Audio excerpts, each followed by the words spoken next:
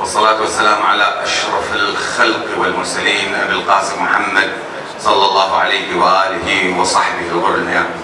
اللهم صل على محمد وآل محمد.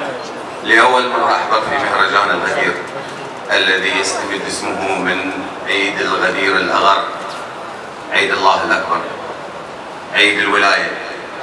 إن مثل هذه التظاهرة نستطيع أن نوصل بها صوتنا إلى كل العالم. لهذا الحضور الجماهيري الكبير للقنوات الفضائية والإذاعات العربية والعالمية ودور الإصدار للجرائد والمجلات، نحن وسوريا بلد واحد، إلا أننا توأم، هم يعانون ونحن نعاني، والاثنين سنسحق، وبإذنه إني أرى الانتصار قريب، اللهم فاشهد. شكرا جزيلا. شكرا يا فنان.